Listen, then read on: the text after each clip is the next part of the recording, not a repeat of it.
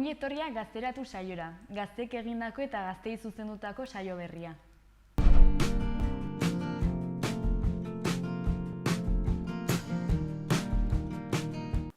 Azken urteetan gauzak asko aldatu dira, eta horrekin batera ligatzeko modu ere bai. Orain pandemia dela eta gazteak ligatzeko aplikazioen munduan murgildu dira. Eta mundu hori ezagutzeko kalera atera gara gazteoi galdetzera zer uste duten aplikazio hauen inguruan. Erabili izan dituzte eta zer gertatu zaie aplikazio hauek erabiltzen. Lehengo galdera da, Tinder edo ligatzeko aplikazioren bat erabiltzen duzu edo erabili izan duzu? Ez dut erabili. Bai, erabili izan dut Tinder. Ez diot, ez dut asko erabiltzen, baina bai, perfila badaukat eta sartzen naiz noizean behin. Eta zer moduz esperientzia? Ba ondo, baina pixka bat ez dago nirekin oso lotuta, porque niri pertsona ezagutzea, aurrez aurreko konexio hori eukitzea, eta azkenean Tinderren bakarrik argazkiak ikusi eta prejuizioak eta hori ez, argazkiengatik juzgatu eta aurrera, osea, eta hori. Superficiala da, bai, orduan no me mola mucho. Nik ez. Eta zergatik ez duzu erabiltzen? Ez dut inoiz aukera izan, baina tampoko ez duzta transmitiruten konfiantzarik besta. Eta zure inguruko jendeak ezagutzen duzu aplikazio hauek erabiltzen dituen norbait? Lagun bat dut, orain dela urte batzuk erabili zuena, eta anekdota bat daukat, nahi baldin bazu batzu. Bale, bai, zer gertatu zitzaion? Tinder eta horrelako aplikazioak agian dira gehiago, gau baterako, ez, eta lagun honek 3 urte daramatza lige horrekin, así que anekdota bitxia da. Osea, maitasuna aurki dezakezu Tinder bezalako aplikazio batean? Hala, Mateo. Dirudi baiet. Bai, lagunen batek erabiltzen du, baina berdina, osea, perfila bai, baina igual ez diote erabilgarritasun hori hartzen. Bai, adibidez kontatu didate Grinderren pertsona batekin geratu eta dirua eskaini diotela zerbaitengatik edo zerbait egiteagatik sexua edo dena delakoa. Dirua eskaintzea. Eta zer esan zuen? Ez, pixkat geratu zela, como no, osea, yo esto no quiero. Azkenean ere desberdintasuna dago nik uste Grindr eta Tinderren artean, ez da berdina. Hau da, zuk Grinderra deskargatzen baduzu badakizu zer aurkituko duzun aldez aurretik, eta Tinderren ikuste ez dela horrela insobrau gertatzen. Bai, nire kuadriako bat ibili izan mutil batekin hitz egiten bastante denbora, eta azkenean geratu inzien, eta agertu izan gizon bat, berak uste zuena baino nausixagoa. Askoz nagusiagoa. Bai, bastante. Orain, azken egunetako albiste garrantzitsuenak ikusiko ditugu.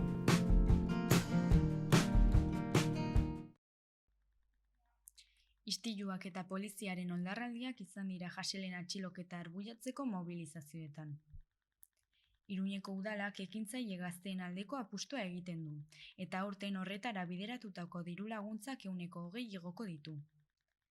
Netflixeko edukiak euskaraz eskaintzeko sinadura bilketa hasi da. Asteartean goizeko 6:30 sartu ziren Mossoak Lleidako Unibertsitatera Pablo Hasél rap kantaria atxilotzera. Dozenaka lagun bildu ziren bere inguruan haren atxiloketa oztopatzeko, baina poliziek 2 ordu ingururen ostean lortu zuten helburua. Atxiloketaren egunean protesta jendetsuak egin zituzten Valentzian eta Bartzelonan. Auzitegi Nazionalak 9 hilabeteko espetxe zigorra, 6 urteko inhabilitazioa eta ia 30.000 euroko zigorra ezarri zizkion Haséli. Baina hark argi utzi zuen ez zuela bere burua entregatuko. Poliziak atxiki eta atxilotu nahi bazuen errektoretzako ateak birrindu beharko zituela adierazi zuen Twitterren. Egun hauetan ehunka protestari atera dira kalera hiri eta herri ezberdinetan adierazpen askatasunaren aldeko mezuekin elkartasuna adierazteko Pablo Hasél rap kantariari. Istilu larriak sortu dira astean zehar izandako mobilizazioetan. Zeinetan karga polizialak eta manifestarien atxiloketak eman diren. Asteartean Bartzelonan 19 urteko neska gazte batek begia galdu zuen foam jaurtigai batek eragindako zaurien ondorioz. Iruñean larunbatean 2 gazte atxilotu zituzten Alde Zaharrean antolatutako manifestazioan. Iruñeko udalak hiriko ekintzaile gazteei laguntzeko udaldiru laguntzak 20% igoko ditu aurten. 2021ean 60.000 euro bitarte bideratuko dira 18 eta 35 urte bitarteko gazteek pentsatu eta garatutako negozio proiektuetarako. Izan ere, txosten guztien arabera, adintalde horretan langabezia bereziki nabarmena zen jada. Eta orain biziki pairatzen ari dira COVID-19aren krisiari lotuta doan enplegu galera. Diru laguntzen egoera hori, bat dator udala hiriko ekonomia ehunaren eragilei laguntzeko asmoz egiten ari den lanarekin, bereziki une hauetan. Asteazkenean aurkeztu zituzten berritasunak kiroleko eta gazteriako zinegotzi berezi Fernando Arangurenek eta laguntzen azken edizioan diru laguntza lortu zuten 3 proiekturen egile diren 3 gaztek. Paula Bera Arrasate, Daniel Franco Sánchez eta Pablo Villaba Gómez. Azken hamarkadan, Iruñeko udalaren laguntzekin negozio bat ireki duten 300 gorako emakume eta gizonetako batzuk dira. Hain zuzen, denbora tarte horretan laguntza hori gauzatzeko €1.000.000 baino gehiagoko inbertsio publikoa eginda. Iaz, 28 proiektu jaso zuten diru laguntza. 2019an 35ek eta 2018an 23k. Iazko 28 negozioen 161 emakumenak ziren. Horrela, gazteen enplegagarritasuna eta hiriko enpresa ehunaren dibertsifikazioa eta berrikuntza horretaz gain, aukera berdintasuna ere bultzatu da. Pasaden martxotik, COVID-a mugarria izan da negozio ideientzat. Kafetegiak, kokindegiak edo ilapaindegiak irekitzeko ohiko eskaerak alde batera utzi eta tresna teknologikoak edo osasun segurtasuneko neurriekin bateragarriagoak diren edukiak oinarri dituzten proposamenak aurkeztu dira. 2021eko diru laguntzak martxoan argitaratuko dira Nafarroako aldizkari ofizialean, eta lehenengo emakidak udaberrian eginen dira. Netflix plataformako edukiak euskaraz eskaintzeko sinadura bilketa jarri dute martxan. Beste hizkuntza gutxituen eskaerekin egin bezala, plataformak adierazi du benetako eskari baten aurrean edukiak hizkuntza horretan eskaintzeko prest dagoela. Hori dela eta, ekimen honen arduradunek sinadura bilketa abiatu dute euskaliztunek bertako eduki guztiak euskaraz jaso nahi dituztela adierazteko. Netflix sortu zenean, gaztelera, inglesa eta frantsesa hizkuntzak ziren nagusi. Pixkanaka hizkuntzak ditzen joan da plataforma, baina euskara ez dago horien artean. Horregatik jarri dute martxan ekimen hau. Lehenengo 24 ordutan 300 sinadura baino gehiago lortu zituzten. Netflixekin ez ezik, Disney Plusekin ere kanpaina bat abiatu zuten 2020ko abenduan, bertako edukiak ere euskaraz jarri zitzaten. Eskaera hau guraso euskaltzale talde batek hasi zuen, Disneyk ez ditzala euskaldunak diskriminatu eskatuz. Jaurlaritzak Disneyri Hego Euskal Herrian estreinatzen ziren filmak ere euskaraz estreinatzea proposatu zionean, multinazional estatu batuarrak ez zuela inongo interesik argitu zuen. 3 hilabete eta gero, kanpainak aurrera jarraitzen du, eta helburua lortzeko ahaleginek ere bere baitan jarraitzen dute.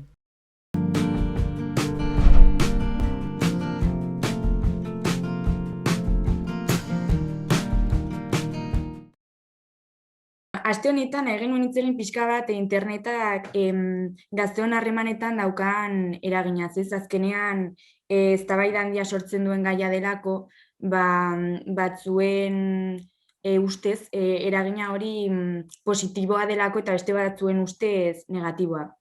Orduan, pixka bat enfokatu nahi genuen zuekin hitz egiteko internet honek zelako eragina duen, baina gehiago gazteon sexualitatean, ez? Ez ja harremanetan baizik eta hauen sexualitatean. Horregatik, hasteko gustatuko litzaidak zuen elkartea eta zuen lana zein den azaltzea eta lan hori egiteko ideia pixka bat nondik sortu zen, ez? Bale, gure elkartea, berez, 80. hamarkadan sortu zen Laia taldea. IESaren prebentzio programekin. Orduan gu oraindik ez ginen, beste ekipo bat zen, eta hori IESaren prebentzio programekin hasi ziren, baina, klaro, gero ikusi zuten IESa lantzeaz gain sexualitatean beste 1000 gauza daudela lantzeko, ez? Eta gero konturatu ginen, askotan sexualitatea lantzen dugunean, indarkeria matxistarekin lotutako gauzak sartzen direla, ez? Botere harremanak eta gauza hauek. Eta orduan, hasi ginen 2 gauzak lantzen, sexu heziketa eta indarkeria matxistaren prebentzioa. Gero, Laia 3.0 elkartea sortu zen, eta gaur egun 3 eremutan egiten dugu lan. Alde batetik, esku hartze psikosoziala egiten dugu, ikastetxeetan batez ere, beraien talde naturalekin egotia gustatzen zaigu, horrela taldeko arauak eta gauza ezberdinak lantzeko.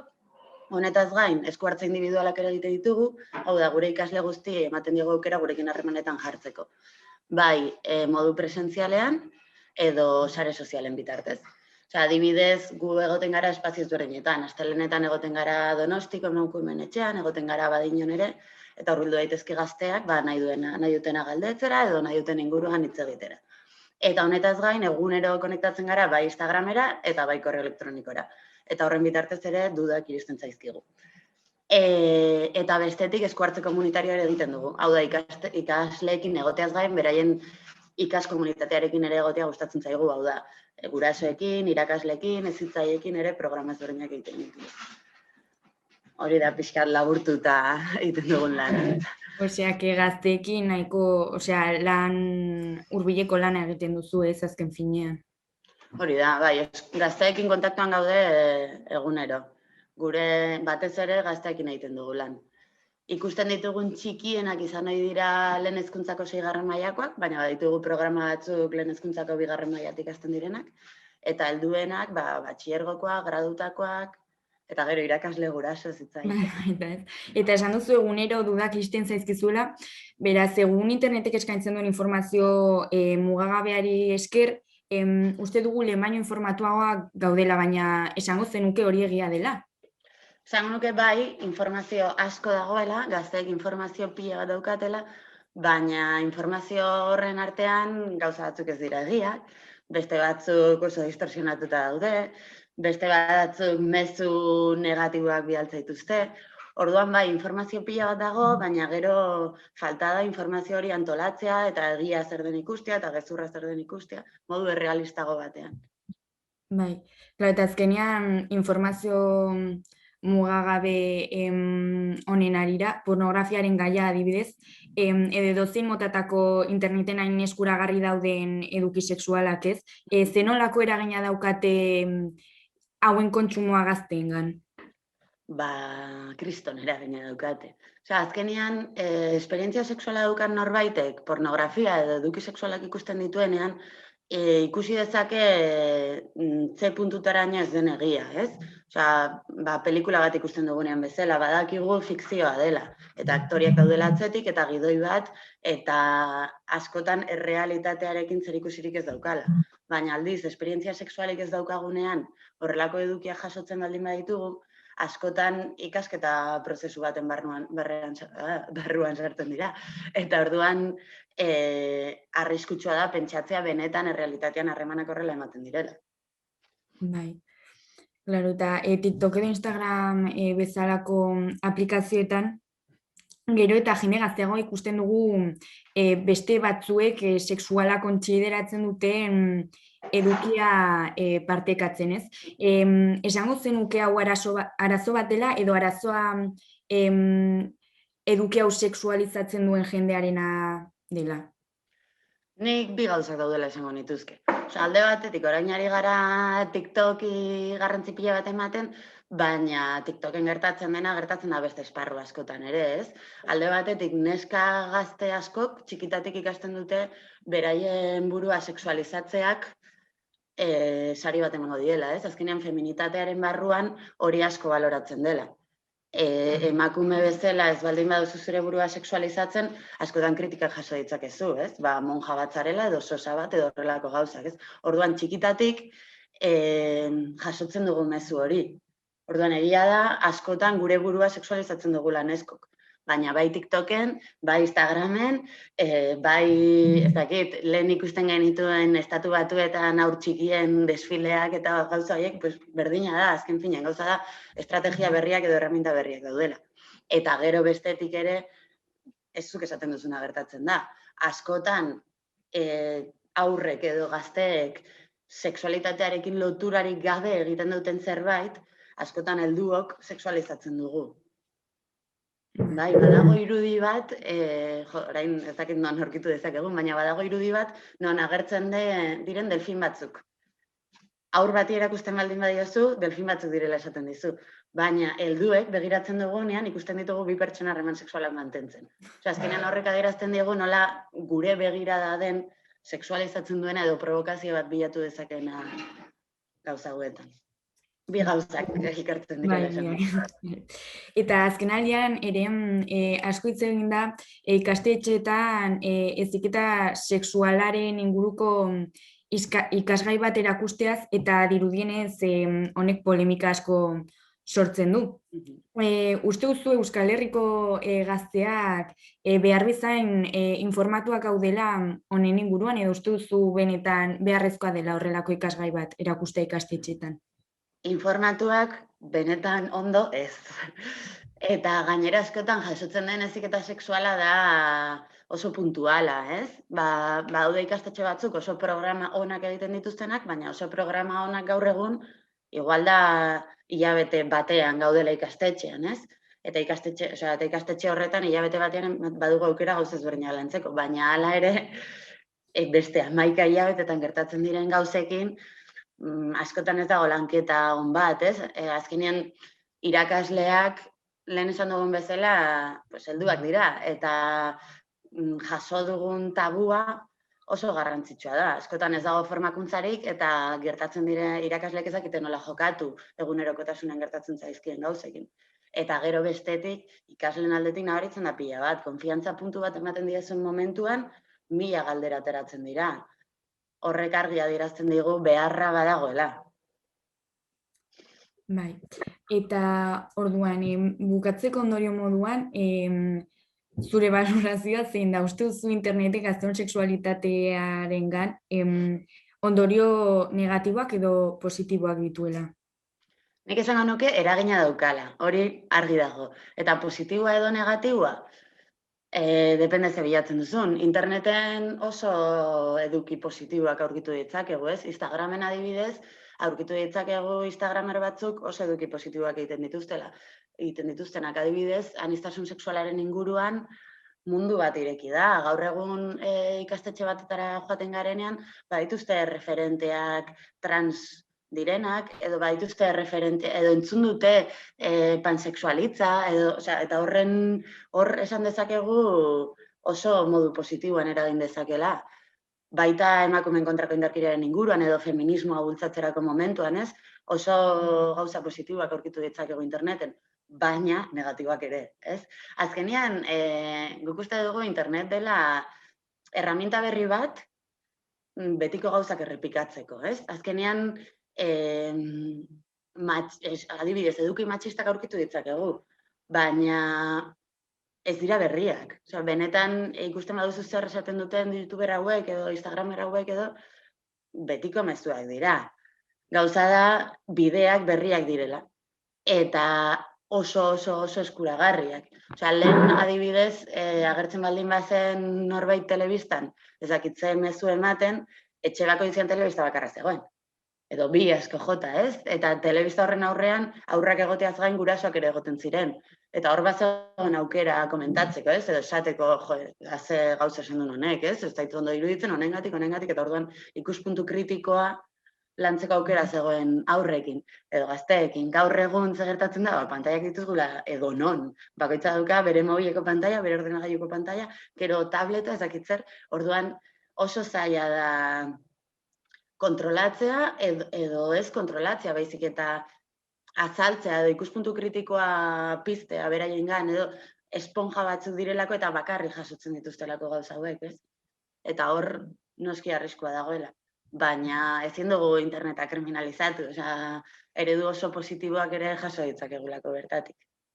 Bai, eta orain esan duzun kontrolatze horren inguruan. Askotan ikusten dugu, bai txikiek azkenean daukatela oso eskuragarri ez, eduki hori, eta askotan ez dela kontrolatzen edo ez zaiela azaltzen nola kudeatu behar duten, zer ikusi eta zer ez, zergatik uste duzu dagoela horrelako ezakit beldurra txikiei gai hoien inguruan hitz egiteko? Lehen komentatu dugun bezala helduen tabuaren ondorioz. Azkenean, sexualitatea askotan lotu da pekatuarekin, gauza zikinekin, oso isilean eta ezkutuan eraman behar duzun zerbaitekin, ez? Eta orduan hori zer da zerbait negatiboa, ez da eredu, ez da ikuspuntu positibo bat landu historikoki. Orduan oso zaila da haur batek sexualitatearen inguruko galderak egiten dituenean, modu positibo eta polit batean ikustea bere galderak, ez? Askotan beldurrak sartzen dira eta horrek eragin handia dauka. Baina sexualitatea zerbait positiboa da, zerbait divertigarria, zerbait goxoa, disfrutatzeko, eta orduan zergatik ez diogu hori haur bati erakutsiko, ez? Bai, egia. Vale. Hauek ziren galdera guztiak, beraz, mila esker zure denboragatik eta zuen erantzunengatik oso interesgarriak izan dira benetan. Zuei, eskerrik asko. Jarraitzeko goazen agendarekin.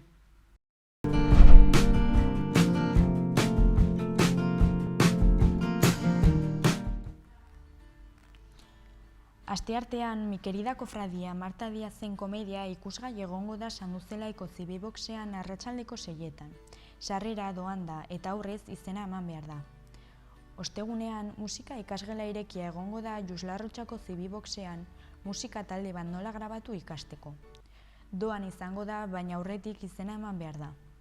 Gainera, saio guztiak online formatuan egin ahal izango dira. Ostiralean, Alzer elkarteak lasterketa virtuala antolatu du. Izen ematearekin kamiseta bat oparituko da. Kamiseta hori lasterketaren aurreko astean jaso ahal izango da Nafarroako Alzer bulegoetan astelehenetik ostegunera 9:00 3:00 eta 4:00 7:00.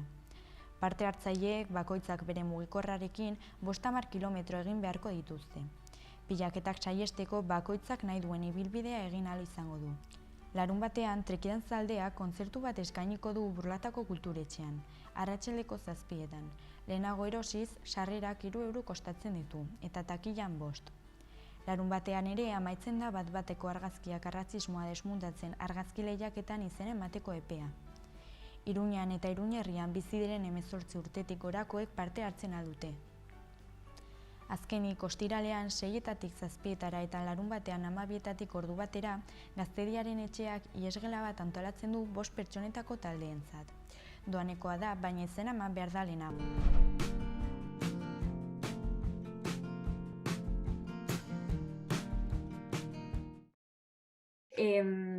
Errepikatuko galdera, lehenengo gustatuko litzaidake zure burua aurkeztea, zer egiten duzun eta baita emaitzeko kidezaren ez zelan egiten duzuen bertan.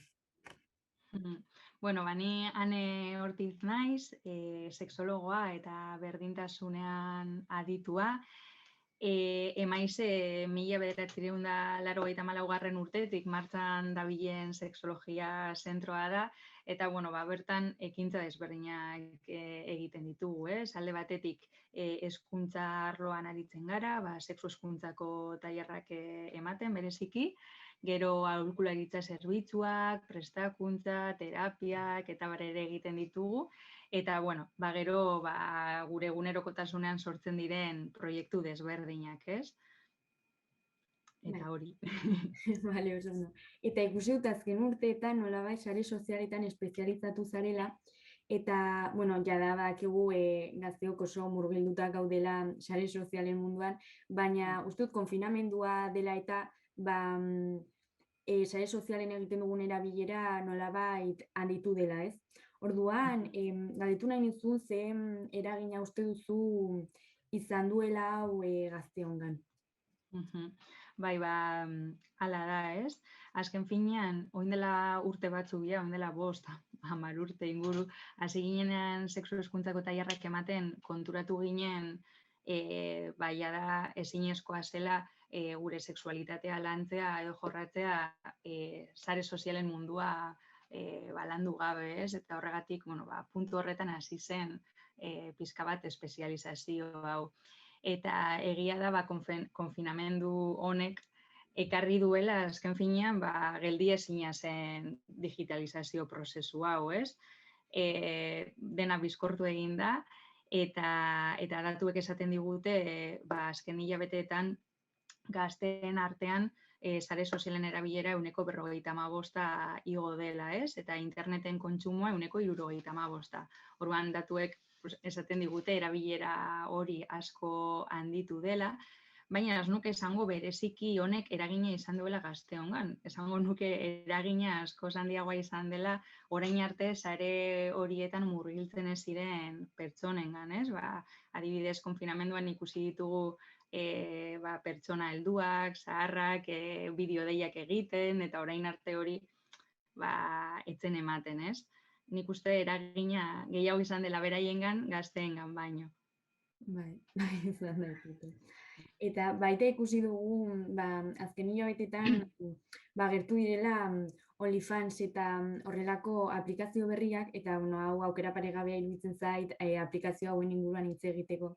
Eta nahi nuen jakin, zure ustez, ze eragina daukan horrelako aplikazio batek gazteongan, eta zer uste duzun ezkutatzen dela, aplikazio hauen atzean? Bueno, OnlyFans aplikazioa ezagutzen ez dutenentzako, 2016an sortu zen plataforma bat da, eta berez hasieran etzen bakarrik helduontzako, ez? Hasiera batean helburua zen nolabait artistentzako eta haien jarraitzaileen arteko topagune bat sortzea. Nolabait helburua zen eduki esklusiboak sortzea, edo artistek horrelako eduki bereziak sortzea, beraien fanentzako, ez? Nolabait, fanek ordaintzen zuten harpidetza baten truke. Egun, nolabait, aplikazio horrek aldaketa bat bizi du, gaur egun helduentzako bakarrik den sare sozial bat da, eta eduki sortzaileek mota eta kategoria guztietako irudiak eta bideoak sortu ditzakete, eta horien artean bideo erotikoak edo sexualak, ez? Eta sare sozial honek ahalbidetzen du hori, ez ditu nolabait zentsuratzen horrelako irudiak, ez? Orduan, hemen plataforma honetan ez da bakarrik partekatzen erotikoa edo pornografia den materiala, adibidez, ospe handiko sukaldariak topatu ditzakegu, artistak eta bar, eta beraiekin, bere jarraitzaileekin, horrelako baliabideak elkarbanatzen dituzte. Zer gertatzen da guzti honekin? Nik ez nuke esango aplikazio honek suposatu duenik gazteen liberazio bat. Guk beti esaten dugu azkenan aplikazioek ez dutela nolabait ondorioak markatzen, ez? Edo zehazten, azkenean aplikazio horren erabilerak zehaztuko duela horren ondorioak. Egia da aplikazio honek nolabait sustatzen duena da gure barne bizitza errentagarri egitea, ez? Eta esan dezakegu nolabait merkantilizazio prozesu bat dagoela horren atzean, ez? Azkenean, kapitalismoa ere sartu da gure barne bizitzan, eta aplikazio honek areagotzen du hori aurrera egiten jarraitzea. Bai, askotan uste dugu horrelako edukiak partekatzeko aukera izatea suposatzen duela nolabai gure sexualitatearen liberazioa, edo guk daukagula nolabait eduki horren gaineko ez dakit kontrola, ez, baina ez da horrela, ez. Eta, ikusten dugu aplikazio hauetan hitz egiten ja nolabait eduki sexualagoa partekatzen duten pertsonei buruz, gehien bat edukia partekatzen dutenak neskak direla eta eduki hori kontsumitzen dutenak mutilak. Eta horren arira galitu nahi nizun, uste duzun, berdin bizi dugun gure sexualitatea sare sozialetan. Bai, gure ustetan, bai. Azkenean beti esaten dugu sare sozialak plano analogikoaren islada direla, ez? Azken finean, gure gizartean ematen diren joerak plano digitalean ere islatzen dira, baina hor badaude desberdintasun handi batzuk, ez? Alde batetik dana asko azkarrago zabaltzen dela, eta nolabait indarra biderkatu egiten dela, ez? Edo inpaktua.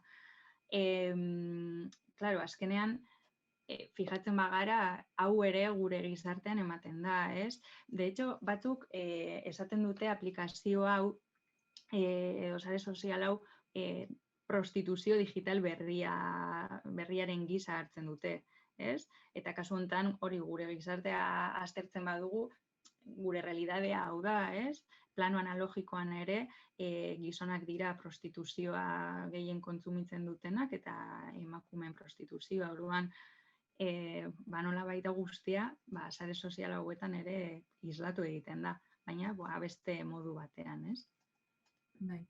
Eta azken denboraldi honetan ere bai ikusi dugu asko handitu dela ligatzeko aplikazioen erabilera. Eta ze uste duzu aplikazio hauek ematen dutela aukera nolabait harreman osasuntsuak garatzeko? Bai, bai, azkenean lehen komentatu duguna, ez? Kontua da horrelako tresnak erabiltzen ditugunean, gure egunerokotasunean, plano analogikoan gertatzen diren edo gauzatzen diren harremanak nolabait estrapolatzen direla, ez? Edo gertatu daitezkela bertan bai. Orduan, noski baietz, sare sozialak izan daitezke kriston espazio interesgarria, harreman politak, errespetuan oinarritutakoak, eta eukitzeko, ez? Arazoa da nolabait oraindik ez direla zehaztu oso ondo, zeintzuk diren sare sozial hauetan murgiltzeko dauden oinarrizko arauak. Hau da, ez dakit, niri gustatzen zait asko similak, ez? Egitea. Adibidez, kotxe bat gidatzen dugunean, gaur egun badaude arau batzuk, ez? Oinarrizko arauak denon artean nolabaiteko errespetu minimo bat egoteko eta istripurik ez eukitzeko, ez? Edo ahalik eta gutxien eukitzeko. Eta denok badakizkigu arau horiek, baina nolabait mugikorren eta sare sozialen erabileran oraindik arau hauek ez dira zehaztu. Hala ere, batzutan pentsatu ohi dugu horrelako tresnak erabiltzea ligatzerako orduan zerbait oso arriskutsuak direla, hor gauzatu aldiren praktikak eta bar, baina egia da horrelako topaketak izatea adibidez sare sozialen bitartez, asko antsiedade gutxiago eragin dezakela, ez? Alde batetik, izuaren botoia daukagu, ez? Edo, esan nahi dut, gustora bagaude, ezagutu berri dugun pertsona batekin WhatsAppeatzen edo Instagramen bitartez mezuak bidaltzen, ondo, ez? Baina arriskua sentitzen badugu, berehala hor badaukagu botoi bat, sakatuz gero, ihes egiteko aukera ematen diguna, ez? Eta gainera, hor gauzatzen diren praktikak, kasu horretan koitoa ezin da praktikatu, ez? Orduan nolabait sarketak sortu aldituen antsiedade puntu horiek kentzen ditu, ez? Uzten ditugu alde batera. Orduan, eta ohiko arriskuak ere desagertu egiten dira, ez? Ezin garelako haurdun geratu eta genital bidezko gaixotasunak ere ezin ditugulako hartu sare sozialen bitartez sortzen diren edo praktikatzen diren praktika guzti hauekin. Orduan, hor badaude alde onak, ez? Eta beste batzu, arriskuak aldatu egiten dira. Orduan argi dago internetek aukera amaigabeak ematen dizkigula bai harreman berriak sortzeko, bai nola gure sexualitatea garatzeko. Orduan zuk esango zenuke honi erabilera ona ematen diogula? Pertsonaren arabera, ez? Azkenean, pertsona batzuk lanketa handia egin dute eta gailu hauei erabilera egokia ematen diote eta beste batzuk ez. Egia dena da lehen aipatu dizuedana. Nolabait beste simil bat jartzeko, gaur egun mugikor bat Ferrari bat da ulertzeko, ez? Da kriston makina potentea, gauza pila bat egin alditugu honekin, baina nolabait eman digute horrela gidatzeko baimena izan gabe, nolabait, ez? Ez dugu ikasi, ez gaituzte lagundu prozesu honetan, eta gaur egun adibidez gazteekin arazo hori daukagu, ez? Eskatzen dutela askok jaunartzearekin mugikorra, eta esan diote hori, eta inor ez dago hor laguntzen prozesu horretan irakasten, eta hori da ikusten dugun arazorik handiena. Hori galdetu nahi nizun, orain, noren ardura dela, noren ardura da gazteoi erakustea aplikazioei edo sare sozialei edo, mugikorrei eman behar zaien erabilera egokia zein den?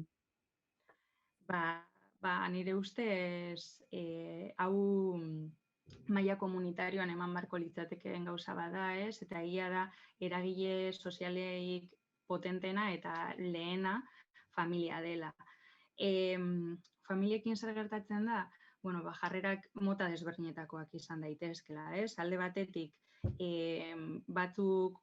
guraso batzuk sentitzen dute ez direla gai, nolabait, maila edo arlo digital honetan esteko, sentitzen dutelako beraiek ez direla gai, eta beste batzuk ordea ez dute irakatsi nahi, esaten dute, hau eskolan egin barreko gauza bat da, ez? Eta ez dute nolabait erantzukizun hori bere gain hartzen, eta beste batzuk paso egiten dute besterik gabe.